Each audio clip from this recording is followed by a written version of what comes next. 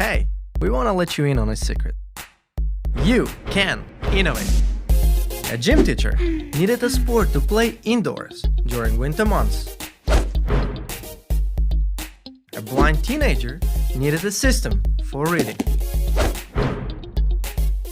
A student kept forgetting his flash drive. Notice a pattern? Innovation often starts with real people solving their own problems, innovating for their own use. This is user innovation. Believe it or not, it's all around you. Sports, medicine, software, food, you name it. But how do you become a user innovator? How do you get your idea out into the world? To answer these questions, we'll take a look at real-world examples. Interview people like you who solve their own problems. And meet MIT professor Eric von Hippel, who pioneered the study of user innovation. Online education is one of the fastest growing, most accessible ways to learn.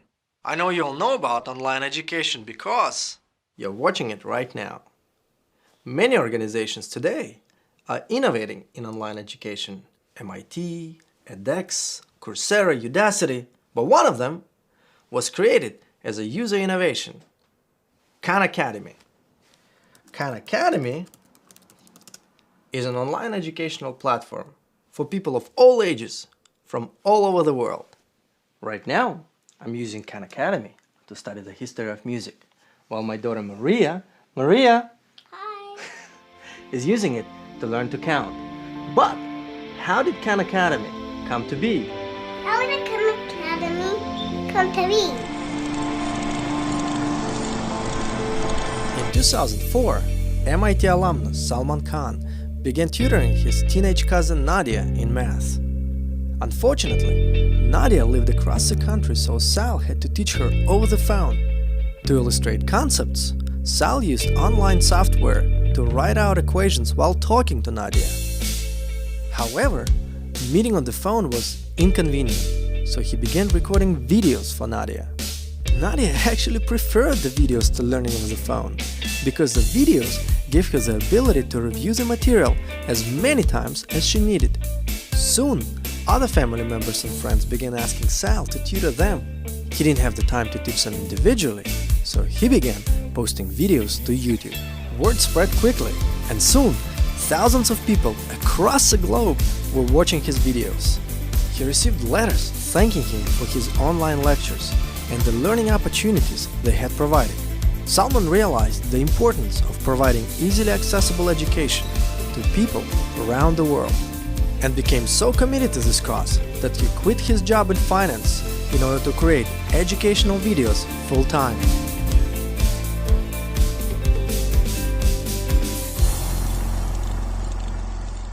Khan Academy has a huge community of users, yet Salman Khan decided to give the innovation away for free.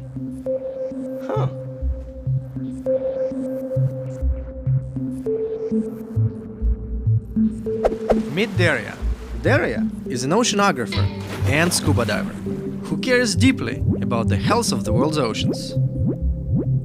Over the last century, scientists have observed a steady increase in the temperature of the oceans. This change in climate can have a dramatic effect on plants, animals, and the world at large. To protect the oceans, scientists need to collect temperature data for research. But the ocean is huge and their sampling is limited. So Daria thought of a way to increase sampling by uniting the millions of divers worldwide to contribute temperature data.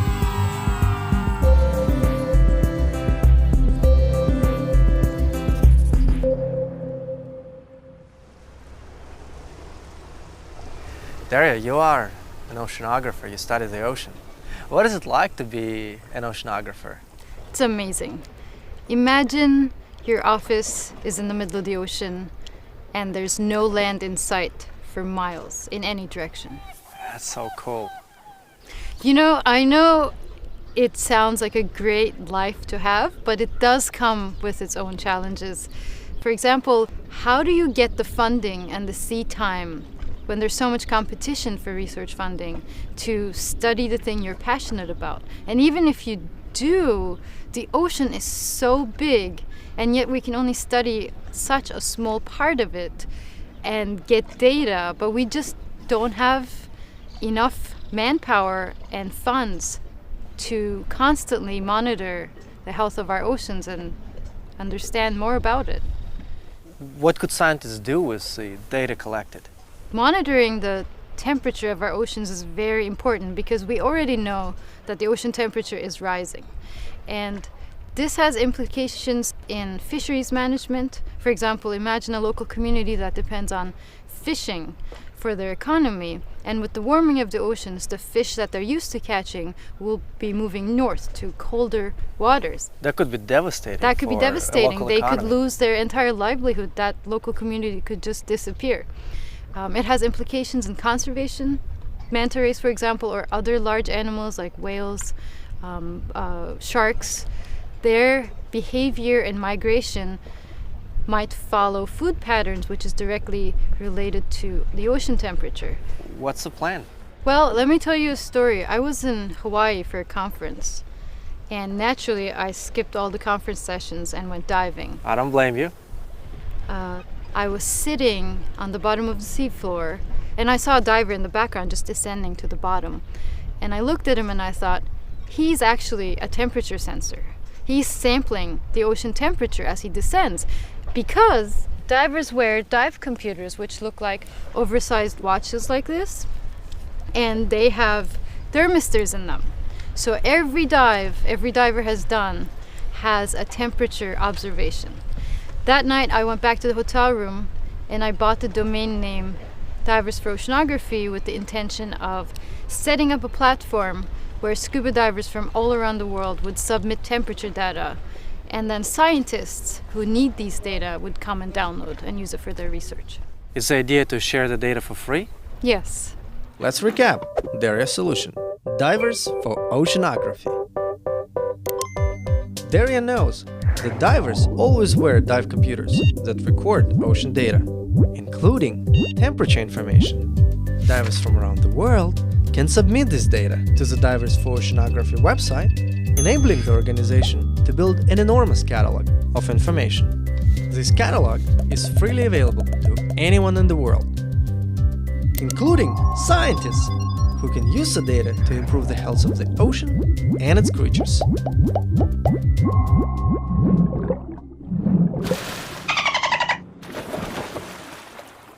Daria has a great and noble idea. She is even offering it for free. But is that enough to create a successful community? To talk about that, we're going to Eric van Hippel. So, Erdine, what do you have for me today? Daria, Divers for Oceanography. Seems like a really useful idea. What's more, Daria is looking to get it out there for free. Is that enough?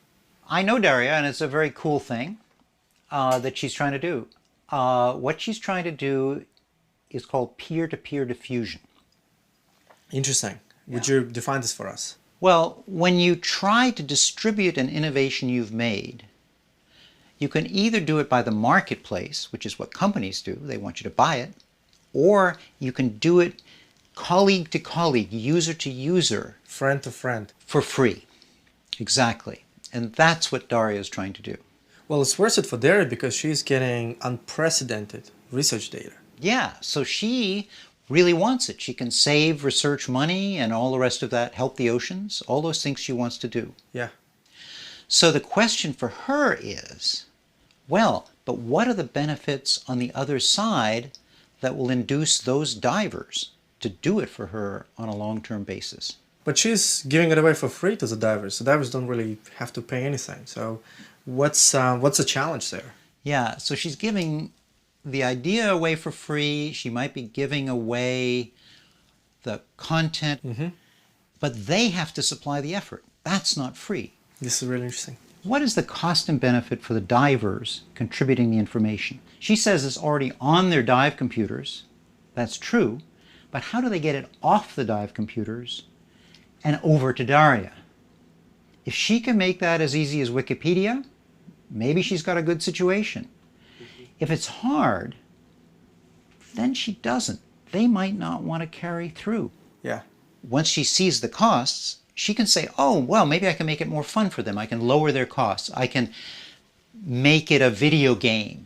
You know, I can create a leaderboard so everybody knows who's first. Yeah, there's community recognition. Yeah, all that stuff. This is true for any user innovator who wants to diffuse things. So think about decreasing costs for the adopter and increasing the benefit for them as well. That's right. Yeah. Now, her diffusion costs are worth it because she gets all that data. But that's not always the case. Most user innovations are different. Let me tell you a personal story if I... Those are the best. So I had a tendon problem with my ankle. Oh no. It's fine now. Good. But I went to the surgeon and he said, you know, kid, it's inflamed. Put on this big heavy boot and walk around with it for 2 months. Like a skier who lost his skis. Yeah, exactly. A big ski boot. You couldn't bend at the ankles and so on. So I tried it for a week, you know, and I went back and I said, geez, I can't even walk in this thing. And he said, yeah, well, you know, that's the way it is. So I went to the hardware store and I just got some stuff and I built something that just reinforced that particular tendon instead of the whole boot thing. That's really cool. Yeah, it worked fabulously. I was perfectly willing to give it away to anybody. Of course. I went to the surgeon and said, hey, look at this. He said, well, pretty cool. Have you got it FDA approved? And I said, I don't think so. Yeah. And I'm like, well, I'm not doing that, you know, I'm just trying to give it away. And he said, well, do you know it doesn't have any bad side effects? No, didn't have any for me, but I don't know about other people. Sure. So for general adoption in that case, I would have had to do a lot more than I was willing to do. Well, it would be a full-time job for you and then some. Yeah. And I wouldn't want to do it. So even though you're giving it away free, Free isn't always free. the adopter has costs, and you as the giver have costs to make it easy to adopt. I was the user innovator, That's right. but it wasn't worth it to me. It's of great benefit to adopters. Mm-hmm. Yeah, but your cost is. Yeah. So I guess the point of it is, it's not just that we have to think about costs and benefits for the adopter and the innovator, is that the costs and benefits are not static. You can be creative about them, decrease them, or increase them if we're talking about benefits. Exactly right. It's really cool. Yeah. Well, Eric, great to see you. I Good want to to go see and you. check back in with Daria. All right. Now let's check back in with Daria and find out what motivates her to invest herself into divers for oceanography and what her plans are for the development of this community.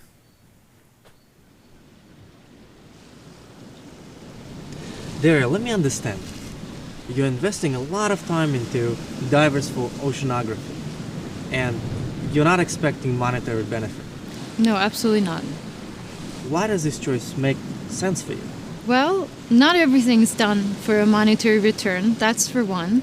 But really, this is about the satisfaction of being a part of a global project that helps preserve something they deeply care about, which is the ocean. So for me, it's more about engaging the volunteers, the divers, to take part and, you know, and feel good about themselves while doing good to the planet. And you believe that other divers will voluntarily and happily contribute data because just like you, they care about the ocean. Yes, exactly. People often ask if divers are going to be paid for submitting their data. And they're not going to be because no sponsor in the world would fund a project this early on that would pay for every data point that will come in, which will be a lot of data points. But second, really, I don't believe that divers would expect compensation for sharing what they already have collected with the scientific community that will use it for the benefit of the oceans. You're just starting out with divers for oceanography. In the past, you used to be a software developer, and as you know, in open source software development projects, many people contribute voluntarily code, but they also benefit because they get recognition in the community, and that recognition often translates into jobs and other opportunities. Can you envisage something like this for your diving community too? No. I'm not ready to think about that. That's okay, that's okay. Daria wasn't quite ready to talk about incentives for the diving community. So we caught up with her a few months later over Skype.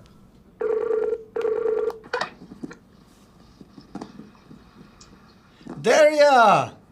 Hi, Ardeen. How are you? Doing great. The course is live. It's awesome. Fabulous. What's happening? Where are you now? I'm home in Urla, Turkey. Bring it on. Hey, Daria, we want to follow up with you and ask a few more questions. Sounds good. Looking at it as a diver, I can see that I could find it emotionally rewarding to submit data. You know, here I am sharing the data, and the data is helping citizen science. Can you think of other rewards for divers? Sure. For the individual divers, our software is going to allow them to make profiles. So that allows divers to connect, either connect people who have gone diving in the places that they're interested in, or find a buddy who plans to go to a particular site in the near future, and even upload photos from their dives or make notes about anything unusual they might have noticed using the Divers for Oceanography platform. That's really awesome. And the most important question that needs to be asked is, will anyone be posting pictures of mermaids? Well, you never know what you might see, yes. And by the way, can temperature data be useful to divers themselves? Absolutely. Let's say you want to go diving this weekend in Orla. You can scan the Divers for Oceanography platform for the most recent data on Orla for the particular dive site you want to go to. Cool. So what are you going to do to make it easy for divers to submit their data? I'm going to take advantage of technology. Some of the newer dive computers have USB cables that connect to desktops or laptops. And with those computers come a software that is basically a digital logbook. It's just like an Excel file that keeps track of your dives, and it automatically downloads from your dive computer.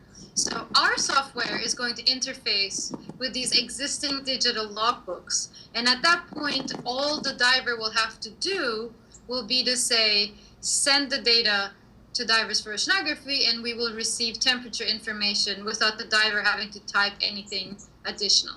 Wow, almost completely automated. The diver will still have to click send, but Yeah. that's about it. No manual data entry, nothing. That's really cool because it's clear that some divers are already doing that, and then in the background, the data could be seamlessly uploaded to your platform. Exactly. What is your long-term plan for sustainability? This is non-profit, and we're all curious how you're going to make it sustain itself, survive. All the resources that have been put into this project so far, including time and money, are basically donated by volunteers. It's our own time, it's our own resources. But that can only continue up to a point. There are small grants we are eligible now, which we are working on getting. Some of these are government, some of these are non-governmental, private donors, and some diving related communities. But there will be a time when the most appropriate and a sustainable step to take for the future of this project will be to host it in an academic institution or a governmental institution, which will have the infrastructure, the hardware, and the manpower to maintain and upgrade the system as more data come in. So to get it started, you are relying on collaboration of some, skilled, passionate people. Then small grants will help you show proof of concept that this is viable, this is valuable, and then you will integrate with a larger research institution to really bring Divers for Oceanography to critical mass. That's exactly right, Ardeen. It's really cool, and I really hope it comes to full fruition. It's an awesome project. Thank you, Ardeen. It was a pleasure talking to you, and I look forward to seeing you in Cambridge. Enjoy the travels, don't lose the passport. All right. Take care. So, what did we learn here today? Peer-to-peer diffusion happens when an innovation is shared without the exchange of money. But free isn't always free. Adopters and innovators both have costs, and it's up to you to make diffusion worth it for both sides by reducing costs and increasing benefits. So why is it important?